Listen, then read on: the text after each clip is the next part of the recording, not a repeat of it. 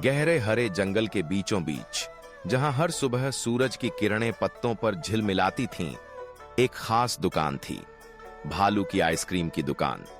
यह दुकान बाकी दुकानों से अलग थी क्योंकि इसे चलाता था भालू, जिसका नाम था मोती।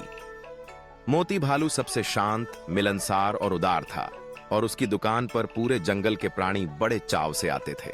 मोती को बचपन से ही मीठा बहुत पसंद था।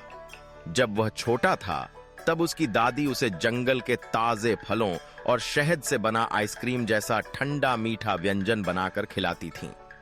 उन्हीं यादों को संजोकर मोती ने ठान लिया कि वह एक दिन खुद की आइसक्रीम की दुकान खोलेगा। वर्षों की मेहनत, नए नए स्वादों के प्रयोग और ढेर सारे सपनों के बाद वह दिन आ ही गया जब मोती ने अपनी दुकान का बोर्ड लगाया। मोती भालू की आइसक्रीम की दुकान, ठंडक में प्यार। दुकान का माहौल बहुत ही प्यारा था। चारों ओर रंग बिरंगे झंडे, लकड़ी की खूबसूरत मेजें और पेड़ों की शाखों से झूलती छोटी छोटी लाइटें। दुकान के सामने एक लंबा सा मेन्यू बोर्ड था जिस पर हाथ से लिखे गए स्वादों के नाम थे, जैसे जंगली जामुन, शहद बादाम, आम इलायची और सबसे खास जंगल सर्वप्रिया, जिसमें जंगल के सारे फलों का स्वाद समाया हुआ था। हर सुबह मोती ताजे फल, शुद्ध दूध और शहद लेकर आता। वह बड़ी बारीकी से हर आइसक्रीम का मिश्रण तैयार करता ताकि हर चम्मच में प्यार और ताजगी महसूस हो। उसके पास आइसक्रीम बनाने की अपनी खास मशीन थी जो पुरानी थी, लेकिन उसमें उसकी दादी की दी हुई घंटी बंधी थी। जब भी वह मशीन चलाता, घंटी की टुन-टुन सुनकर दूर दराज के जानवर भी दुकान की ओर खींचे चले आते। एक दिन जब दोपहर की धूप तेज थी और जंगल के सभी जानवर ठंडी चीज की तलाश में थे, सबसे पहले दुकान पर आई छोटी गिलहरी चुन्नी। उसकी आंखों में चमक थी और हाथ में एक छोटा सा पर्स। मोती ने मुस्कुराकर पूछा, चुन्नी, आज कौन सा स्वाद? चुन्नी ने झिझकते हुए कहा, भैया, क्या जंगली जामुन की आइसक्रीम है? मोती ने तुरंत ताजे जामुन से बनी आइसक्रीम उसकी कटोरी में परोस दी। चुन्नी ने जैसे ही चखा, उसकी आंखें खुशी से चमक उठीं। धीरे धीरे खरगोश, बंदर, हिरण, हाथी और यहां तक कि चींटी की टोली भी दुकान पर आने लगी।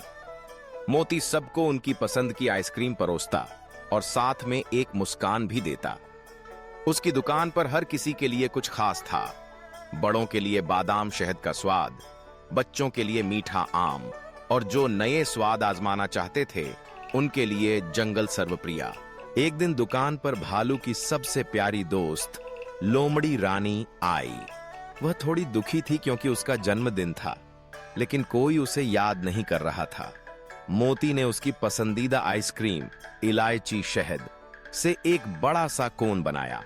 ऊपर से रंग बिरंगे फूलों की पंखुड़ियां सजाईं और सब जानवरों के साथ मिलकर जन्मदिन मुबारक हो गया। लोमड़ी रानी की आंखों में आंसू थे, लेकिन वे खुशी के थे।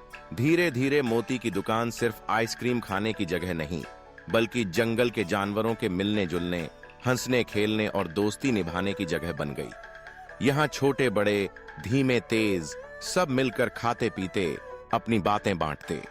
गर्मी की दोपहर हो या सर्दियों की ठंडी शाम, मोती की दुकान पर कभी रौनक कम नहीं होती थी। मोती को सबसे ज्यादा खुशी तब मिलती जब वह देखता कि उसकी बनाई आइसक्रीम किसी के चेहरे पर मुस्कान ले आती है। वह मानता था कि आइसक्रीम का असली स्वाद सिर्फ ठंडक में नहीं, बल्कि उस प्यार, मेहनत और अपनापन में है जो वह हर कटोरी में भरता है।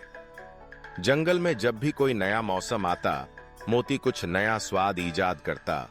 कभी अमरूद पुदीना तो कभी तरबूज नींबू, और सबको चौंका देता। कई बार मोती को मुश्किलें भी आईं। कभी दूध कम पड़ गया, कभी मशीन खराब हो गई, कभी बारिश में दुकान तक आना मुश्किल हो गया। लेकिन जंगल के दोस्त हमेशा मदद के लिए आगे आए। कोई दूध लाया, कोई फल, तो कोई दुकान की सफाई में मदद करने लगा। मोती जान गया कि उसकी दुकान सिर्फ उसकी मेहनत से नहीं, बल्कि पूरे जंगल के प्यार से चलती है। समय के साथ मोती की आइसक्रीम की दुकान जंगल की सबसे पसंदीदा जगह बन गई। जो भी वहां आता, वह सिर्फ आइसक्रीम का स्वाद ही नहीं, बल्कि दोस्ती, अपनापन और खुशियों की ठंडक भी ले जाता। मोती भालू हर दिन अपने दोस्तों के साथ यही सोचता कि असली मिठास तो साथ में हंसने हंसाने में है। और आइसक्रीम तो बस एक बहाना है। मैं तो चला। अब तुम सब्सक्राइब करो, नहीं तो तुम्हारा मोबाइल हैंग हो जाएगा टाइम पे।